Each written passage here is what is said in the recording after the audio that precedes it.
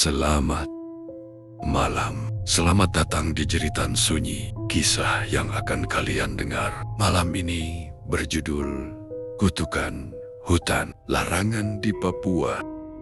Hutan itu disebut hutan larangan oleh warga setempat. Aku ingat betul pertama kali dengar tentang hutan ini waktu ngobrol sama Patua di desa dekat perbatasan Papua. Dia tidak bilang hutan itu angker. Tidak sama sekali. Yang dia tekankan cuma beberapa hal kecil. Tapi rasanya penting banget. Katanya, kalau masuk, hormati hutan. Jangan menjawab. Kalau namamu dipanggil, jangan bermalam di dalamnya. Aku dan teman Men cuma tersenyum waktu dengar itu. Menganggapnya cerita orang tua. Mitos yang dilebih-lebihkan. Tapi aku sekarang tahu. Itu bukan cerita, itu peringatan. Kami berangkat pagi-pagi, membawa ransel seadanya, kamera dan peralatan standar pendakian. Semuanya masih biasa saja. Suasana hutan terlihat ramah. Sinar matahari menembus celah daun. Burung bersuara merdu, tapi semakin jauh. Rasa nyaman itu perlahan hilang. Angin yang biasanya sepoi-sepoi sekarang terasa menekan, dan pepohonan di kanan kiri tampak seperti menutup jalur. Menatap setiap langkah kami, aku merasa ada sesuatu yang memperhatikan. Pak Tua sempat bilang juga, jangan ambil apapun dari dalam hutan. Awalnya, aku pikir cuma soal buah atau kayu. Tapi saat itu, kata-kata itu terasa berat, seperti memiliki arti lebih dalam. Rasanya aneh. Tapi kami semua mengabaikannya. Semakin jauh masuk, kabut tipis mulai muncul.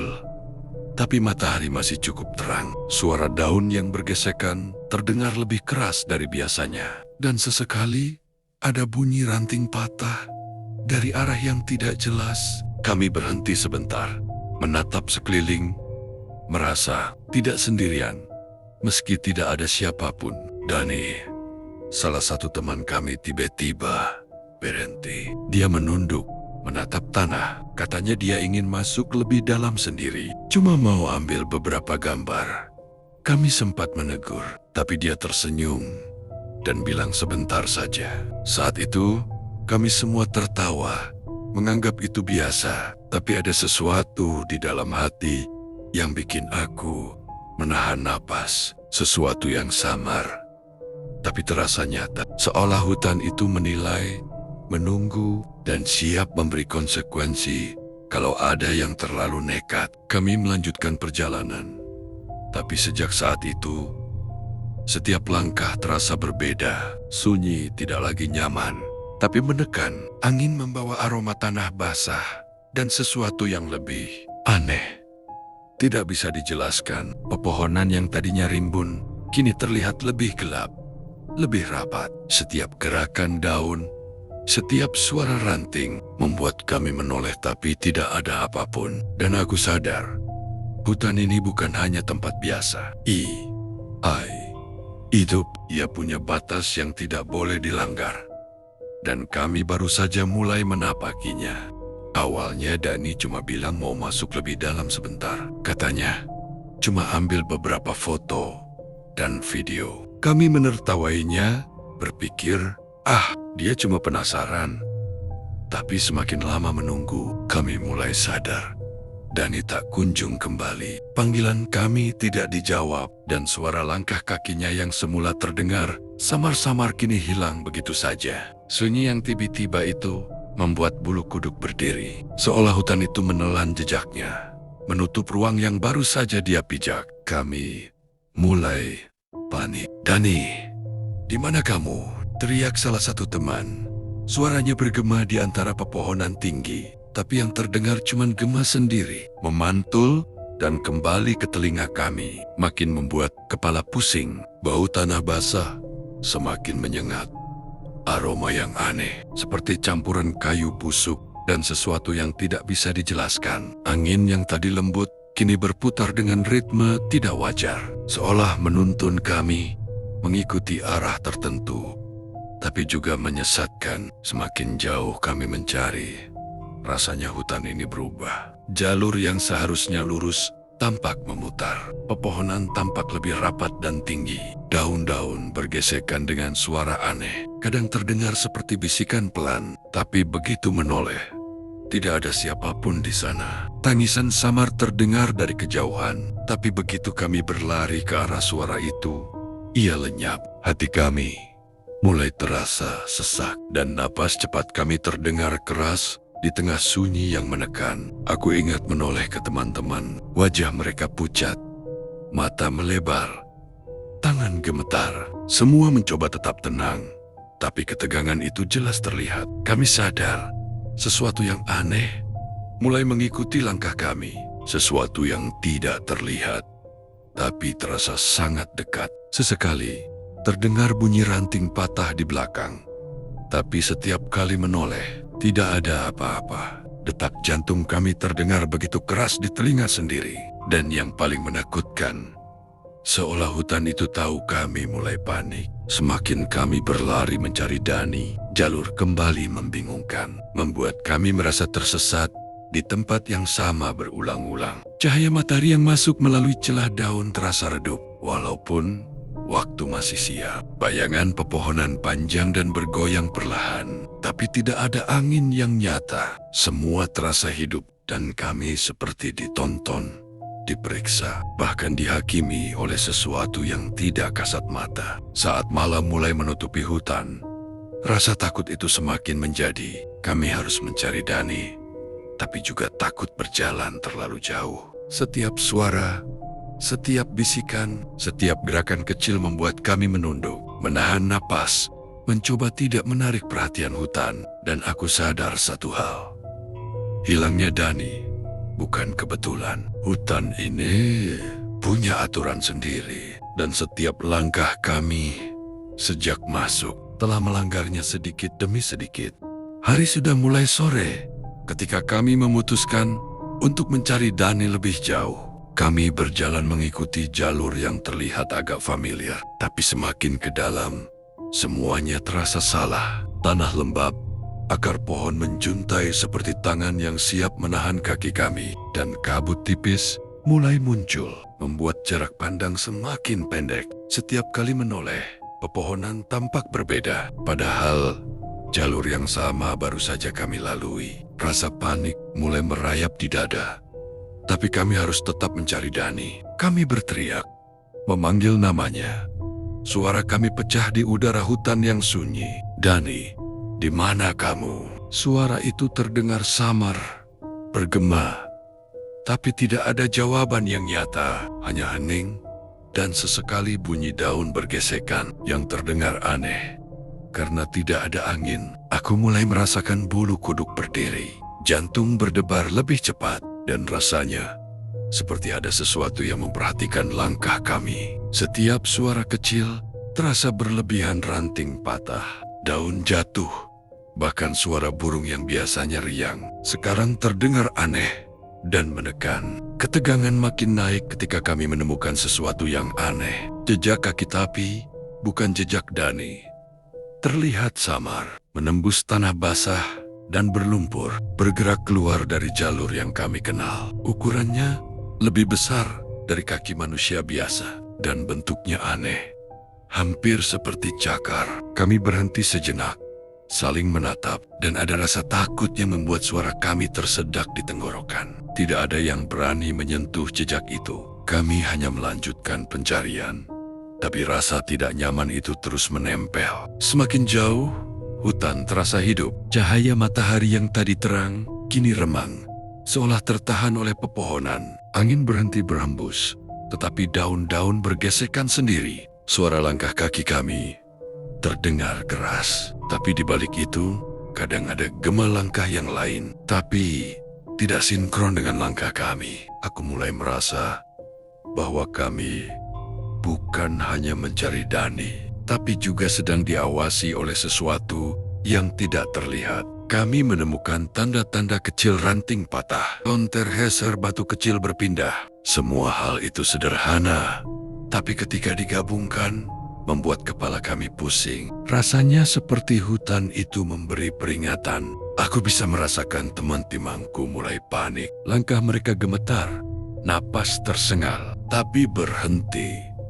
Bukan pilihan. Semakin lama, kami sadar sesuatu yang lebih besar sedang terjadi. Dani mungkin masih di hutan itu, tapi mungkin dia bukan satu-satunya yang hilang. Detik demi detik terasa melambat. Kabut semakin tebal, membuat jalur yang kami kenal hilang. Lampu senter kami memantul di pepohonan, tapi bayangan yang muncul seolah bergerak sendiri. Setiap langkah terasa berat, hati berdebar, dan ketegangan terus menanjak. Kami sadar, pencarian ini bukan sekadar menemukan teman yang tersesat. Kami mulai memasuki wilayah yang seharusnya tidak diinjak, dan hutan ini punya cara sendiri untuk menunjukkan batasnya. Malam mulai menelan hutan, tapi kami belum menyerah. Lampu senter berkelap-kelip di antara pepohonan, menyorot tanah basah, akar pohon yang menjulur, dan kabut tipis yang mulai menutup jalur. Kami terus memanggil Dani. Suara kami nyaris pecah karena menahan panik. Tapi tiba-tiba, di tengah cahaya senter yang bergetar, sosoknya terlihat. Tubuhnya tegak, tapi langkahnya aneh, kaku, seperti berjalan bukan dengan kaki sendiri, melainkan ditarik oleh sesuatu yang tidak kelihatan. Kami langsung berlari mendekat, napas tersengal. "Dani, akhirnya ketemu!" Aku berteriak, tapi begitu dia menoleh ke arah kami, jantungku seperti berhenti sejenak. Matanya hitam pekat, tidak ada putih sama sekali, seolah menelan seluruh cahaya, gelap dan kosong, menatap tanpa berkedip. Suasana yang tadinya tegang berubah menjadi terdiam mencekam. Angin seakan berhenti, burung-burung hening, dan don-don tidak bergerak. Hanya mata itu yang menempel, menembus ke dalam kepala kami. Dani melangkah pelan, tanpa bicara. Kami menunggu jawaban, tapi tidak ada suara keluar dari mulutnya. Hanya tatapan kosong yang membuat kulit merinding. Teman-temanku saling menatap. Semua pucat, gemetar, dan tidak ada yang berani mengulurkan tangan. Aku mencoba memegang bahunya, tapi tangan kami seolah ditolak oleh udara di sekitarnya. Sensasi dingin yang menolak kontak fisik. Beberapa saat kemudian, Dani duduk di tanah, diam, menunduk, dan napasnya terdengar berat, tapi tidak normal. Kadang terdengar seperti tersengal, tapi tidak ada gerakan dada yang jelas. Suasana menjadi lebih menegangkan ketika kami mulai mendengar bisikan halus di telinga.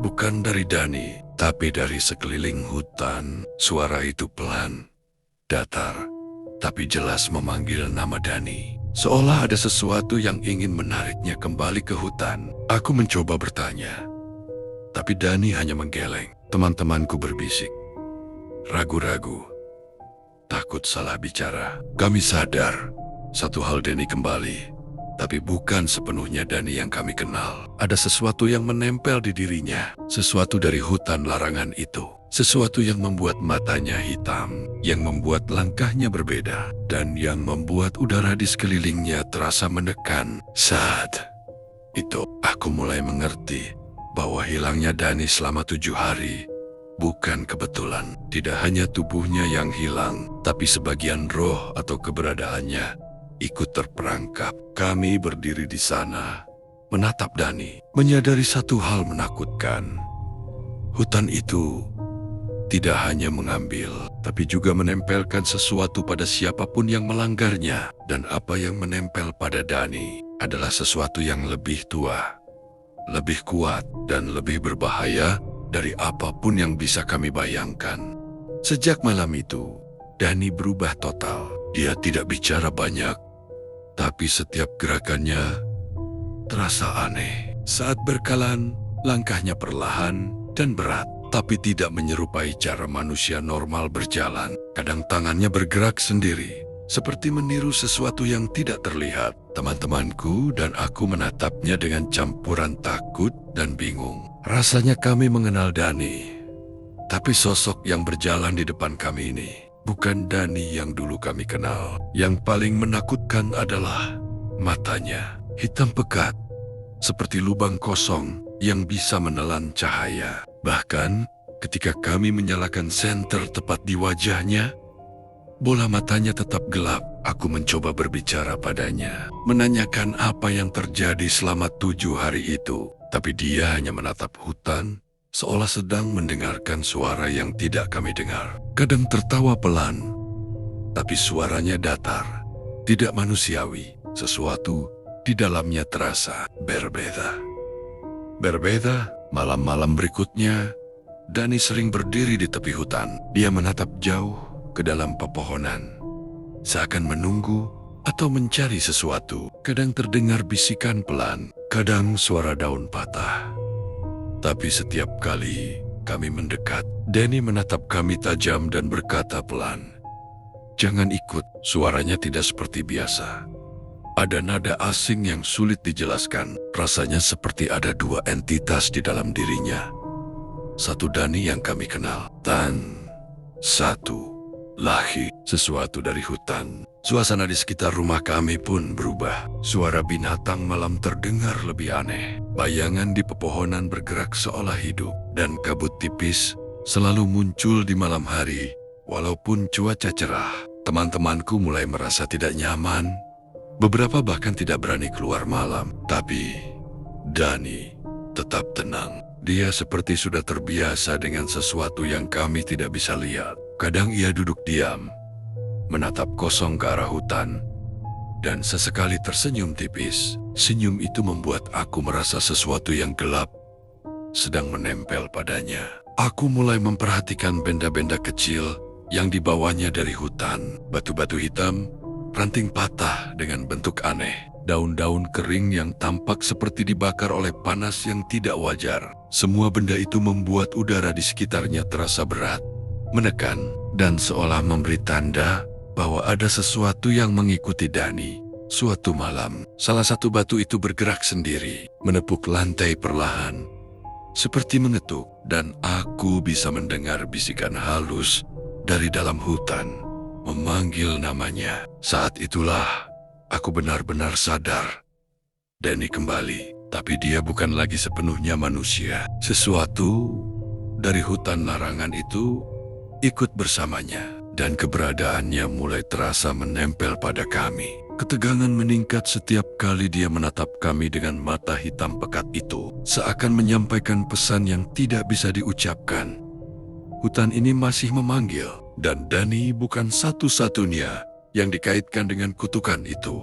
Sejak Dani kembali, malam-malam kami berubah menjadi pengalaman yang menakutkan. Tidak ada suara normal lagi, tidak ada angin lembut atau gemerisik daun yang menenangkan. Setiap malam terdengar langkah kaki di luar rumah, padahal tidak ada siapapun. Kadang terdengar suara ranting patah, seolah ada makhluk besar berjalan di antara pepohonan. Teman-temanku mulai menahan napas setiap kali suara itu muncul. Takut menoleh, takut melihat sesuatu yang tidak ingin mereka lihat. Dani sendiri semakin aneh. Kadang dia bangun tengah malam, berjalan perlahan ke arah hutan.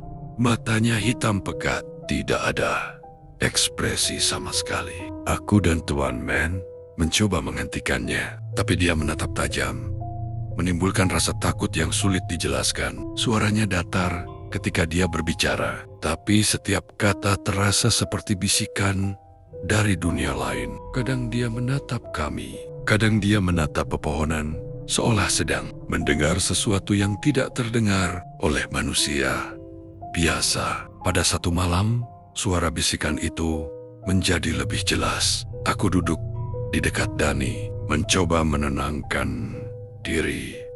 Tapi dari sudut mata, aku melihat bayangan bergerak cepat di luar jendela. Bayangan itu bukan manusia, tapi bentuknya seperti sosok tinggi, kurus, dengan tangan panjang yang menjulur. Aku menahan napas, berharap itu hanya bayangan pohon. Tapi rasanya jelas bahwa sesuatu mengikuti Dani. Kadang suara itu memanggil namanya, kadang terdengar tawa pelan yang dingin dan menusuk tulang. Suasana di sekitar rumah juga terasa berubah. Lampu senter yang kami gunakan terkadang mati sendiri, atau cahaya lilin berkedip aneh tanpa sebab. Suara-suara yang muncul tidak konsisten, Kadang jauh, kadang terlalu dekat. Aku merasakan hawa dingin menusuk ke tulang. Berbeda dari dingin biasa. Rasanya seperti udara itu hidup, menekanku dan teman-temanku. Kadang aroma tanah basah bercampur dengan sesuatu yang lebih busuk terasa menyelimuti seluruh ruangan. Teman-temanku mulai panik. Mereka tidak berani keluar.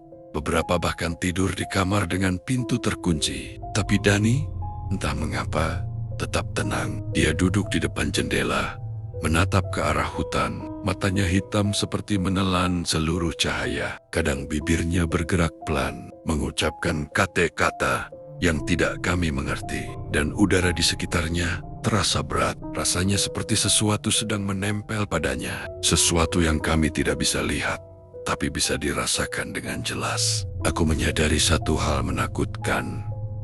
Bukan hanya Dani yang berubah, tapi keberadaan kami pun mulai terpengaruh. Ketegangan ini terus meningkat, dan setiap malam terasa seperti perang batin antara kami dan sesuatu yang tak terlihat. Rasanya seperti hutan itu ingin menunjukkan batasnya, bahwa kami tidak seharusnya pernah masuk. Dan semakin lama kami diam, menatap Dani dan hutan yang gelap di luar, aku sadar bahwa teror malam ini baru permulaan dari sesuatu yang lebih besar. Malam itu terasa lebih berat dari biasanya. Udara dingin menempel di kulit. Bukan dingin yang menyegarkan, tapi dingin yang bikin dada sesak. Aku terbangun karena perasaan tidak enak. Seperti ada yang memanggil tanpa suara. Dari dalam rumah, suasana terlalu sunyi. Tidak ada dengkuran, tidak ada suara kain bergesek. Saat aku bangun dan melihat ke arah pintu, jantungku langsung berdegup kencang. Dani tidak ada di tempat tidurnya. Aku keluar perlahan. Kaki terasa berat setiap melangkah. Dari kehauan di batas antara cahaya lampu rumah dan gelapnya hutan, aku melihat sosok berdiri diam. Itu Dani. Punggungnya menghadap ke arah kami. Tubuhnya tegak, terlalu tegak untuk orang yang baru bangun tidur. Dia berdiri tanpa alas kaki. Kakinya menyentuh tanah lembab, seolah tidak merasakan dingin sama sekali. Perlahan, Dani mulai melangkah masuk ke arah hutan. Gerakannya pelan, tapi pasti. Tidak ragu, tidak menoleh. Aku memanggil namanya dengan suara tertahan. Takut terlalu keras. Tidak ada jawaban. Teman-temanku mulai berdiri di belakangku. Napas mereka terdengar berat dan gugup. Kami melihat sesuatu yang sama. Bayangan di antara pepohonan bergerak mengikuti Dani. Bukan satu, beberapa. Tinggi, kurus, samar. Seperti potongan gelap yang menyatu dengan hutan. Setiap langkah Dani membuat cahaya di sekitarnya meredup. Lampu senter kami seakan kehilangan tenaga saat diarahkan ke arahnya. Cahaya itu tidak benar-benar hilang, tapi seperti ditelan oleh gelap di sekeliling tubuhnya. Saat itu, aku melihat matanya lagi, hitam, pekat, berkilat sedikit, memantulkan cahaya seperti mata binatang di malam hari. Tapi tatapannya kosong, seolah tubuhnya berjalan tanpa jiwa. Dari dalam hutan, terdengar suara, bukan suara hewan, bukan juga suara manusia, seperti napas panjang yang keluar dari banyak mulut sekaligus. Daun-daun bergeser tanpa angin, dan tanah seperti bergetar pelan. Dani berhenti tepat di batas pepohonan, lalu berdiri diam cukup lama. Bibirnya bergerak pelan, seolah sedang menjawab panggilan. Aku tidak mendengar katanya, tapi aku tahu itu bukan doa. Kami ingin menariknya kembali, tapi kaki kami seolah tertanam di tanah. Ada rasa takut yang menahan tubuh, seperti peringatan keras untuk tidak mendekat. Dani lalu melangkah lebih dalam, dan perlahan tubuhnya mulai tertutup bayangan. Sampai akhirnya, hanya matanya yang masih terlihat sesaat, lalu menghilang. Hutan kembali sunyi, terlalu sunyi. Dan saat itu aku sadar, Dani tidak sekadar berjalan ke dalam hutan. Dia sedang dipanggil pulang, dan sesuatu di sana sedang menunggu dengan sabar. Pagi itu kami tidak langsung mencari Dani. Bukan karena tidak mau, tapi karena tubuh dan pikiran kami benar-benar terkuras. Warga desa sudah tahu kejadian semalam.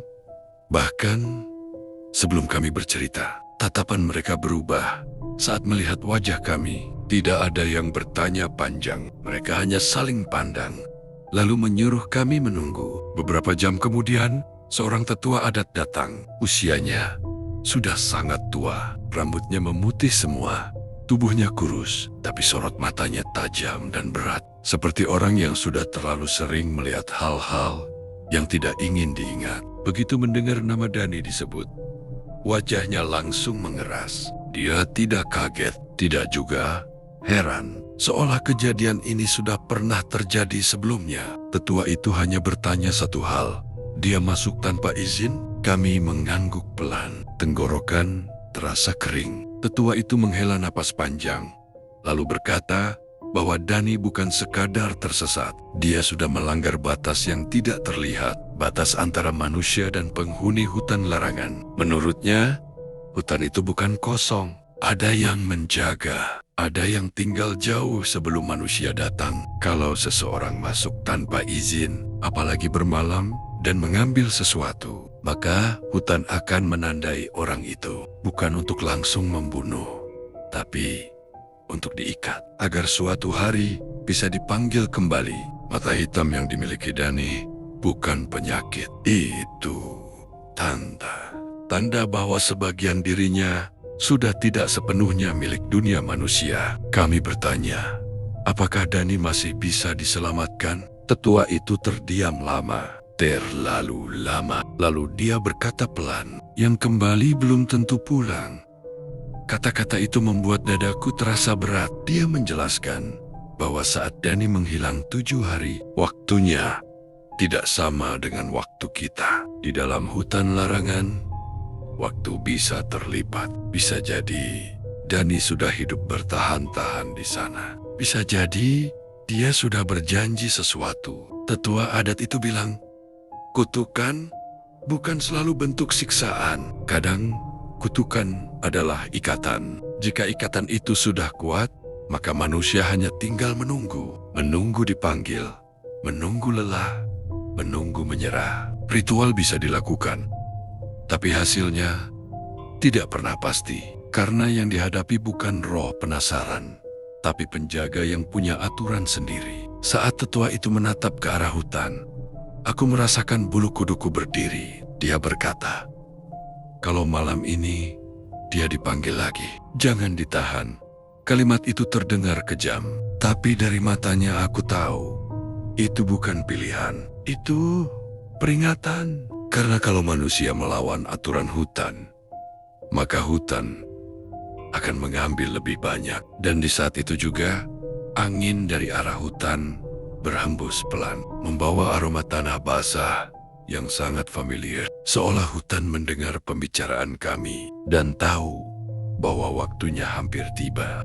Malam itu terasa berbeda. Sejak matahari tenggelam, udara di sekitar hutan menjadi berat, seolah setiap tarikan napas membawa beban yang tidak terlihat. Kami berkumpul di tanah lapang dekat batas hutan, ditemani cahaya api kecil yang sengaja dibuat tidak terlalu besar. Tetua adat meminta kami duduk melingkar, kepala sedikit menunduk, dan yang paling ditekankan, jangan menoleh ke arah hutan, apapun yang terdengar nanti. Kata-katanya sederhana, tapi nadanya membuat jantung berdetak lebih cepat. Dani dibaringkan di tengah lingkaran. Tubuhnya kaku, matanya terbuka, lebar dengan warna hitam pekat yang membuat siapapun enggan menatap terlalu lama. Dadanya naik turun pelan, seperti orang tidur, tapi napasnya terdengar berat dan tidak beraturan. Tetua adat mulai melantunkan doa dengan bahasa yang asing di telingaku. Suaranya rendah dan bergetar, seolah memanggil sesuatu yang jauh, sangat jauh. Api di depan kami mulai bergerak aneh. Apinya condong ke arah hutan, meski angin tidak terasa sama sekali. Awalnya hanya suara daun bergesek, lalu terdengar gumaman pelan, seperti banyak orang berbicara bersamaan dari kejauhan. Suara itu tidak jelas, tapi cukup membuat kepala terasa pusing. Aku merasakan telingaku berdengung dan jantung berdetak tidak beraturan. Dani tiba-tiba menggeliat, tangannya mencengkeram tanah. Kukunya menggores keras, seolah menahan sesuatu yang ingin keluar dari dalam tubuhnya. Lalu suara itu keluar dari mulut Dani. Bukan suara yang kami kenal, terlalu berat, terlalu dalam. Seperti suara yang sudah lama tidak digunakan untuk berbicara. Kata-katanya terdengar pelan, tapi jelas. Nada suaranya datar, tanpa emosi, seperti membaca aturan yang tidak bisa ditawar. Tubuhku gemetar saat mendengarnya. Karena suara itu terdengar, bukan manusia. Api tiba-tiba meredup. Bayangan pepohonan di sekeliling kami bergerak tidak wajar, memanjang dan menyusut seperti bernapas. Dani tertawa pelan, tapi bukan dengan ekspresi senang. Air mata mengalir dari sudut matanya yang hitam, sementara mulutnya masih mengucapkan kata-kata yang tidak sepenuhnya kami pahami. Tetua adat meninggikan suaranya. Doa-doanya saling bertabrakan dengan suara dari tubuh Dani, membuat udara bergetar pelan. Tiba-tiba, semuanya berhenti. Dani terdiam. Tubuhnya lemas seperti boneka yang talinya diputus. Api padam dalam satu tarikan napas. Sunyi jatuh begitu saja, berat dan menekan. Beberapa detik kemudian, Dani menarik napas panjang. Terengah, seperti orang yang baru muncul dari dasar air. Matanya masih hitam, tapi tatapannya kosong, kelelahan, dan penuh ketakutan. Tetua adat menutup ritual itu dengan satu kalimat pelan. Katanya, apa yang sudah masuk tidak akan pernah benar-benar pergi. Yang bisa dilakukan hanya menunda, bukan menghapus. Dari dalam hutan terdengar satu hembusan angin panjang, seperti desahan puas. Saat itu aku sadar, ritual ini bukan kemenangan. Ini hanya akhir dari satu tahap dan awal dari konsekuensi yang lebih panjang. Kami meninggalkan desa itu keesokan paginya tanpa banyak bicara. Dani ikut bersama kami, berjalan di belakang dengan langkah pelan. Tidak ada yang berani menatap matanya terlalu lama. Hitam pekat itu masih ada, meski kini terlihat lebih redup, seperti arang yang hampir padam, tapi masih menyimpan panas. Warga tidak melepas kami dengan doa atau lambaian. Mereka hanya menunduk, seolah tahu bahwa cerita ini belum benar-benar selesai. Di perjalanan pulang, Dani hampir tidak bersuara. Kadang, dia berhenti mendadak, menoleh ke arah hutan yang bahkan sudah jauh dari pandangan. Setiap kali itu terjadi, tubuhnya menegang, napasnya berat, dan bibirnya bergerak tanpa suara. Aku ingin bertanya apa yang dia dengar, tapi kata-kata itu selalu tertahan di tenggorokan. Ada rasa takut yang sulit dijelaskan. Takut bahwa mendengar jawabannya justru akan membuatku ikut terikat. Hari-hari berikutnya berjalan aneh. Dani masih hidup, masih makan, masih tidur. Tapi ada bagian dari dirinya yang tidak pernah kembali. Dia sering terbangun tengah malam dengan napas terengah. Keringat dingin membasahi tubuhnya. Katanya dia bermimpi berjalan di hutan tanpa ujung. Mendengar suara yang memanggil namanya dengan sabar. Tidak marah, tidak memaksa. Suara itu hanya menunggu. Dan itu justru yang paling menakutkan. Aku sendiri tidak pernah benar-benar pulih. Setiap suara malam terdengar terlalu jelas. Setiap bau tanah basah membuat dadaku sesak. Kadang, saat aku menutup mata, aku masih bisa melihat api ritual yang padam. Tiba-tiba, dan bayangan tinggi yang berdiri di balik pepohonan. Aku tahu, itu hanya ingatan. Tapi tubuhku bereaksi, seolah semuanya masih terjadi. Beberapa minggu kemudian, Dani menghilang lagi. Tidak ada teriakan, tidak ada kepanikan. Pagi itu tempat tidurnya kosong. Jendela terbuka dan tanah di luar dipenuhi jejak kaki menuju arah yang sama. Ke arah hutan. Tidak ada yang mencarinya kali ini.